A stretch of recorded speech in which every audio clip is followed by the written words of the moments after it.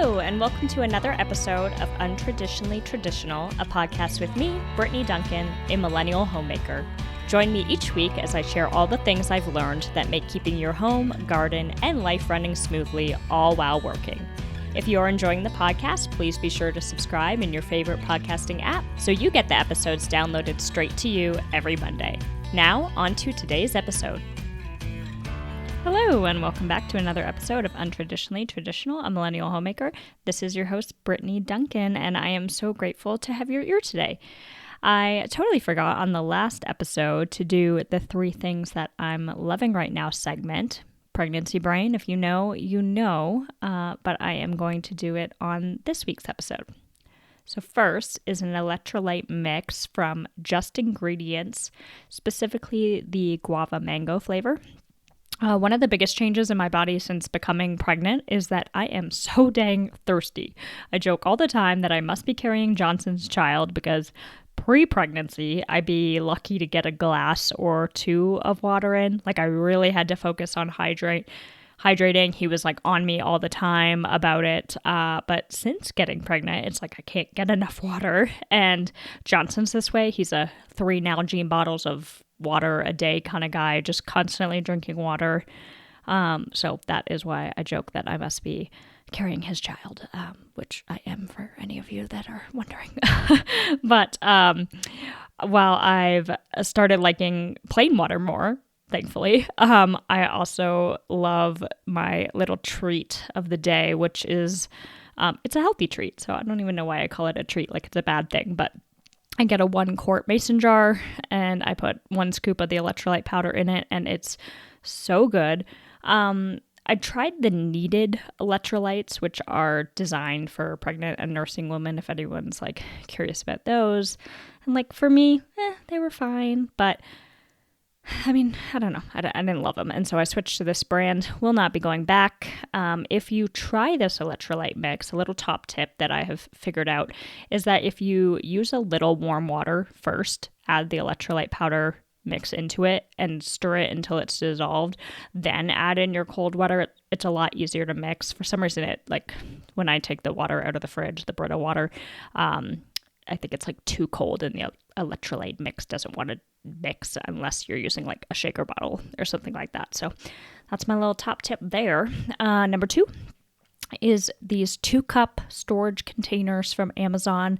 I'll have links for all the favorite things in the show notes of this episode, but these are very simple, BPA-free plastic food containers. They look like the ones you might get from a takeaway restaurant. They're plastic, but for what I'm using them for, it would be astronomically expensive to use glass. So I compromise and I freeze in these containers. I only put my food in them once it's cooled. I don't heat them up. These are not the kind of container I would like ever microwave. For me, they are my freezer storage containers. And like I love to make a double batch whenever I'm cooking. And so these are what I freeze my meals in, especially now I'm trying to, really stock up and get a lot of food in the freezer. But also just, I love doing that even like before I was pregnant. Like I love a homemade meal, but I don't want to cook every night. And so that's how I do it. So I just put away 9 2-cup portions of chili. Felt so good. The week before I put away 5 2-cups container of sausage and barley soup. The containers, they stack well, they freeze well, and they're only $15 for 50 of them. So you can see why if you were trying to use all glass containers in your freezer, how that would add up pretty quickly. Last but not least, a food item is the Trader Joe's Taiwanese green onion pancakes. These little babies are so good. I may be addicted to them. They are my lunch snack on many days. I do 1 of these pancakes, 2 fried eggs, and a sliced apple. But I love them. They're super easy to make in a pan, really simple, but just tasty. I think it's about $3 for a pack of 5. And each one is a solid size. Honestly, you could probably have half one day and half the next, or split it with somebody, because they are 51 grams of carbohydrates per pancake, if you care about that kind of thing. But yeah, super good. Okay, on to today's topic about how I almost hired a house cleaner, but didn't, and areas of home that you are skipping or missing that could be leaving your house looking dirty even after you've cleaned. For those of you who are listening and didn't listen to last week's episode, I shared about how I'm pregnant, yay, but how I had the worst nausea and vomiting for a solid 6 weeks during my first trimester. And during this time period, I was so desperate to find relief. I got it in my head that part of my nausea triggers were the smells in the house. I felt like I could smell dust. The bathrooms didn't smell clean even after I cleaned them. And so I was like set that I needed to hire a house cleaner and they needed to come in and do a deep clean. And then I would keep them on for maintenance cleaning until I could handle it again. And this would be the cure to my pregnancy nausea. No, I'm kidding. But anyway, I was like in my head about it, like I need to hire someone to do a deep clean. So I began my search. One of my jobs in high school was house cleaning, and while I am not comparing my 15-year-old skills to what I'm sure these amazing men and women are doing, my goodness, rates have gone up. I was looking at $400 to $500 for the initial clean, and then a good $350 for maintenance cleaning, which they ideally want you to do bi-weekly. Our home is 3-bed, 2-bath, single level, 1,300 square feet. In my opinion, it isn't a large house. But okay, rates are what they are. I tried to justify it. Let me see what's included in this, quote, deep clean. It wasn't what I was thinking it would be. In my crazy pregnancy brain, I wanted the walls washed, the grout detailed, basically top to bottom, nooks and crannies you didn't even think about cleaning. Like, to me, that's what a deep clean is. The most all-encompassing clean that I can find. I'll go through what it was. I'm not going to mention the company, but this is what they called their top to bottom deluxe clean. Quote, typically referred to as a deep clean or spring clean. Okay, so I'm going to run through it. In the kitchens, they would wipe the cabinet, drawer, exterior of refrigerator and stove, inside of the microwave and outside of the microwave. They would move and clean small kitchen appliances, wipe down the dishwasher and trash compactor exteriors, polish stainless steel, wipe the faucet and drain, spot wash walls, wipe down the backsplash light switches, plug-in plates, inside the windows and sill, remove cobwebs, edge vacuum mop. That's kitchens. Bathrooms, they would remove the trash and cobwebs, clean the toilet, shower tub, sink, and faucet, wipe down the cabinets and drawer exteriors, clean the mirror, wipe down towel racks, shelves, knickknacks, artwork, picture frames, glass, light fixture. They would wash the switches and plug-in plates and the doors and frames, and then vacuum, edge, and mop. And then all other rooms of the house, they would wipe the furniture, table, lamps, shelves, and knickknacks, dining table, chairs. They would wipe or vacuum the lampshades, wipe down the artwork and glass, light switches, plug-in plates, headboard, baseboards, window frames, sills and tracks, and the doors and frames. And then they would also spot wipe the walls and straighten linens, dust the ceiling fans, empty trash, remove cobwebs, vacuum, edge, and mop. And then for like a la carte, you could add on to your cleaning bill for them to clean the inside of the windows, dust the blinds. You could have them do the inside of the oven if you wanted, inside of the refrigerator, change the sheets, move furniture and vacuum underneath, or vacuum the furniture, period. Clean under the kitchen/bathroom sink, clean the inside of the cabinets and drawers, clean the tops of the cabinets, wash plants, summer task only. I gotta look into that one. I have never washed my plants, but wonder if that's something I should be doing. If it is, we'll have an episode about it. We'll talk about washing your plants. And then empty and refill the dishwasher. So maybe I'm being too critical, but to me, this is what I would consider a normal house clean. The only things on this $500 deluxe clean list that I don't do on my regular full house clean were wiping the light switches and plugins, the window tracks and sliders, and ceiling fans. Just felt like a ton of money for like what I was pretty much already doing. And it was missing what I was hoping for. Like, I wanted to get back to base. I wanted the walls wiped down, not spot cleaned. I didn't want to have to pay more money for the inside of my windows to be cleaned with glass cleaner. To me, that's like the inside of the house and part of cleaning. I wanted all of my baseboards wiped down, bathrooms and kitchen included. I didn't want to have to pay more to have my furniture vacuumed. Like, listen, we're in a golden retriever household. Her hair is pretty much on every surface, but definitely every chair and sofa. I didn't want to have to pay more to have my blinds dusted. Like, again, it's inside the house. And in my opinion, like, there's no point in wiping the windowsill if you're going to leave the blinds and the glass dirty. I'm a top-down kind of cleaner. Clean the blinds, clean the glass, wipe the windowsill. But that's just me. So we were back to the drawing board. Like, for me to be able, or not able, but like willing to spend that much, I just needed to be wowed, and I wasn't. So I'll tell you what I did. But before that, here's my caveat. Y'all know I love a good caveat, a disclaimer. That if you have a house cleaner, good on you. No shame. It does not make you any less of a homemaker.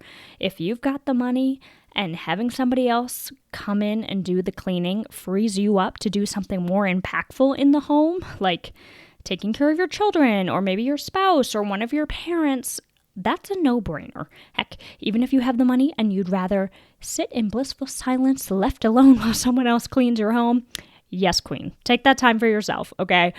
I am not judging anybody that uses a house cleaner. This just, like, for me, was something that financially I couldn't justify, and I don't have an area where I need to, like, spend more time instead of cleaning. Like, I don't feel like I'm taking away from my family time with Johnson to clean the house kind of thing. Like, I usually do it when he's not home. And so, and like, I enjoy it. Not on a morning sickness kind of a day, but like in general, I enjoy tending to the home. So for me, it's something I like doing. So all that to say, I don't want to feel like I'm like shaming anybody that uses a house cleaner. Good on you. But if you do want to do your own cleaning, or deep clean, here's what I did. I've always kept the house like pretty on track through my rotational cleaning schedule. I did an episode about that. It was like one of the first ones that I did. I'll link it in the show notes because I really do think it's a helpful practice for staying on top of house cleaning and not feeling like you're drowning in it. But every now and again, if you are like starting from scratch or you have to like, I call it getting back to base, which is where, you clean everything so that you can maintain it. Sometimes you got to like, just put on the, what do they call that? Is it put on the elbow pads? But I feel like I'm also mixing up elbow grease. There's a saying there that I'm butchering. Anyway, put your big girl panties on and you got to deep clean every now and again. For me, when I do a deep clean of our house, it usually takes about 3 hours. But that's doing everything that was on that deluxe clean list, plus the items I mentioned that I wished were included, those a la carte items, and then things like putting away the dishes and the laundry and washing sheets and all that fun stuff that we tend to do when we're cleaning our own homes. It's like, it's hard to, clean the guest bedroom and ignore the pile of laundry you have yet to fold that's on the guest bed. Talking to myself here. For me, my weak point is the bathrooms. It always has been, specifically the tub and shower. I hate it. I feel like they're never like truly clean the way that I would want them to be. But I decided like I'd try and spend $40 on a tool rather than $500 to have somebody else do it, and I would put in the elbow grease. The tool that I got was a cordless electric spinning brush with 8 different brush heads. I also got a little tub of what is called the pink stuff. It's like this miracle cleaning paste on Amazon. It has just under 230,000 ratings with an overall 4.5 star score. So I was like, okay, let me give this stuff a go. Is it natural? No. Does it work? I can now attest that it does. I needed more than baking soda and lemon to tackle this shower of ours. So I put my long sleeve shirt on, I put my rubber gloves on, I put a mask on, and I used the dang chemical cleaner. Was that overkill? Probably, but hey, I'm pregnant and I wanted to be safe. So before anybody comes at me for using chemical cleaner, I used my PPE, if you will. But the scrubbing tool is great. I felt like I really got my shower clean. The grout, the water stains, the rust stains, the scuzz, all of it was removed with less elbow grease than I thought I was going to have to put in, thanks to the handy little tool. So with those like brush heads, like some of them are geared towards like really getting into a corner, and then others are like more abrasive, and they're just like all different shapes. And so, through some trial and error, kind of figured out like what worked best for which parts of the shower, and yeah, it went pretty quick. So I do like that tool. So I guess besides the tool, like that's my first piece of advice when you're deep cleaning your house is sometimes you need a tool. You might need a heavy duty cleaner. Be safe, take precautions, and then like don't beat yourself up because you didn't mill your own soap. I'm here to say, like, I say it all the time, good, better, best. Sometimes you need to take something that works really well just to get back to base so that you can maintain with the natural stuff. I think there's a ton of pressure, and a lot of it probably for good reason, to, not be bringing chemicals into our homes. But like every now and then, you just got to use what you got to use to get the job done. And then you can maintain with something that's not as toxic. Wiping the walls and getting all the little hidden cobwebs and dust off. It didn't take very long, but I really feel like it genuinely made our house cleaner, even if it was just in my prego brain of this is going to be the thing that makes our house seem clean. Especially in the kitchen though. Like even if you have a vent fan, cooking oils and smoke, they stick to your walls and they just need a wipe down every now and again, top to bottom. I used a microfiber cloth and just some Branch Basics cleaner, like the same dilution I use on my countertops. So I'm sure like any countertop cleaner would, work the same. And then I cleaned our sofa. I think I've talked about it on like seasonal cleaning episodes, but I have this like Bissell spot cleaner. It's very similar to the little green machine, if you've heard of that one. And I chose a nice day. I hit the sofa and then I opened all the windows to let it dry. And that's another tip. It's getting harder now that it's getting colder. I feel like, at least in Boise, our weather finally flipped last week. But when it's a mild day, it's sunny, open your windows. Even if it's just for 10 minutes, it just helps to get that like stale air out, some fresh air in. Makes a big difference. Okay, so I realize that this episode is getting long, so I'm just going to do some rapid fire spots that if you're missing, may be leaving your house looking dirty even after you've cleaned. Okay, baseboards. I hit them every time I vacuum. It takes me 5 minutes to whiz around. The first time you do it, you'll want to probably do it like with a wet cloth and some cleaner. But after that, like all I have to do when I'm hitting my baseboards is run my little Swiffer duster over them. You could use a dry cloth or a sock would work just as well. Do it before you vacuum. But all you're doing is getting the hair and dust off them. And then you'll vacuum it up when you vacuum. So I always do, I mentioned it earlier, but like top down. So dusting first, then I'll hit the baseboards, then I'll vacuum. Chair pads. I don't know if that's actually what they're called, but like the little felt circles, sticky, you put them on the bottom of furniture and chairs to stop them from scuffing your floors. Those things. Before you vacuum, go to each pad, pick off any hair that's stuck to it. Again, we are a golden retriever household, so ours fill up quick, but even if you vacuum like around those, if there's like clumps of hair sticking out of that little sticky pad, like it's not going to look clean. So that's something I make sure I hit. Lampshades and bulbs, glass lampshades and chandeliers really show dirt and dust. Kind of like your baseboards, you might have to hit them with a wet cloth first, but then you can just dust for maintenance. Fabric lampshades, I kind of like cringed a little bit when they said like wipe down or vacuum. Like especially if they're white, they stain pretty easy. So for mine, I like to use a sticky lint roller. And I just like lint roll the outside of the fabric shades to get like any hair and dust off. And that way you're not like worrying that if your vacuum head is dirty that it's been on your floor through your whole house and now you're putting on your white lampshade. Can't say that I would recommend that. And then every now and again, like dust off your light bulbs.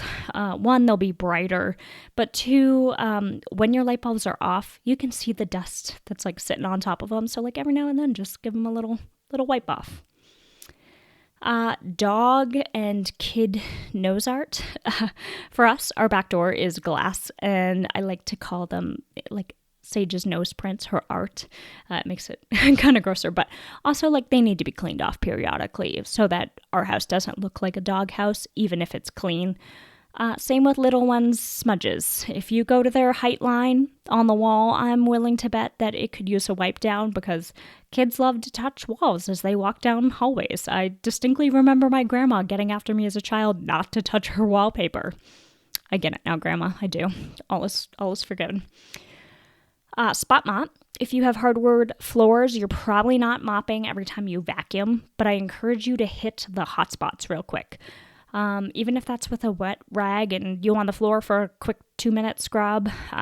For us, it's the kitchen by Sage's bowl where she likes to, splash her little water everywhere. And then the front door entry. We don't have a mudroom, so like a good 3x3 area needs to be wiped down in the front door, by the front door, because it tends to be where we like kick off our shoes when we come in the house and it just gets dirty and muddy. And then last but not least is to stack, compile, minimize the ugly, fake it till you make it. Even if your house is hygienically clean, if you have papers and knickknacks and stuff littered all around, it's going to look dirty. So baskets are your friend, piles are your friend. Consolidate until you can deal with the items. If that means like, just going around and picking up all your kids' toys and shoving them in a basket and then you'll sort them into the proper bins they go into later, totally fine. Get some off your floor. Same with dog toys or, I don't know. I've got baskets everywhere. I love a good basket. Anyway, y'all, that is all for this week. Thank you for listening, and until next week, happy homemaking. If you enjoyed today's episode, please leave me a review in your preferred podcasting app. They make my day when they come in, but they also help others to find the show. All right, y'all. Thank you. Bye. Thank you for listening to this episode of Untraditionally Traditional. If you enjoyed the podcast, please share it with those special people who would love it too, and write a review. For more tips and photos of my home and garden, follow Untraditionally Traditional Pod on Instagram. Until next week, let's continue to make our homes places of joy and service to ourselves and those we share them with.